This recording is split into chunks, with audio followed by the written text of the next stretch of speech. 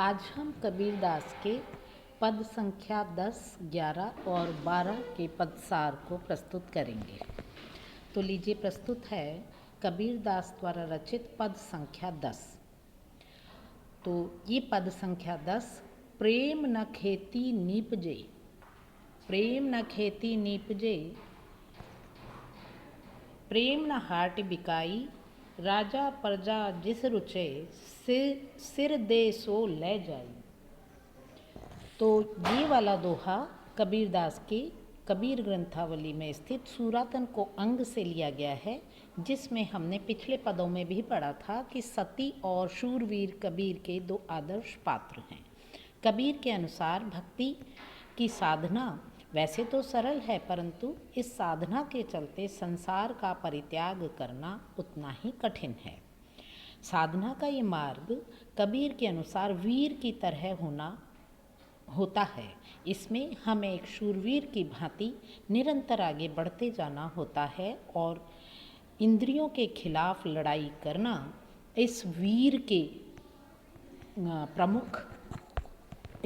के लिए प्रमुख विषय बन जाता है। कबीर के अनुसार जो मृत्यु से भयभीत रहता है वह इस सांसारिक लड़ाई में सफल नहीं हो पाता। उनके अनुसार प्रेम के मार्ग में प्राणों का बलिदान देना होता है और इस प्राणों के बलिदान को अपने अहंकार रूपी शीश को काटकर ही प्रस्तुत किया जा सकता है या पाया जा सकता है। तो लीजिए, पद का सार है, प्रेम न खेतों नीपजे, प्रेम न हाटी बिकाई, राजा प्रजा जिस रुचे, सिर दे सो ले जाई। कबीर कहते हैं कि प्रेम किसी खेत में पैदा नहीं होता और ना ही वह किसी हाट या बाजार में ही बिकता है। अतः कबीर कहते हैं, कहने का आशय यह है कि प्रेम ना तो पैदा किया जा सकता है और ना खरीदा जा सकता है। राजा और प्रजा जिसे वह प्रिय हो, वह उसे अगर रुचिकर लगता है तो अपने अहंकार रूपी शीश को देकर सहज ही प्राप्त कर सकता है। तो अब है पद संख्या 11।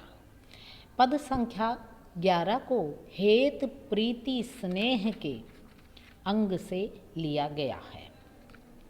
हेत प्रीति और स्नेह के अंग से लिया गया है। कमोदनी जलि हरि बसे, चंदा बसे आकाशी, जो जाही का भावता, सो ताही के पासी। तो हेत प्रीति स्नेह को अंग में कबीर का मंतव्य है कि जिसका स्नेह सच्चा होता है वह दूरी की चिंता किए बगैर उससे मिल ही जाता है।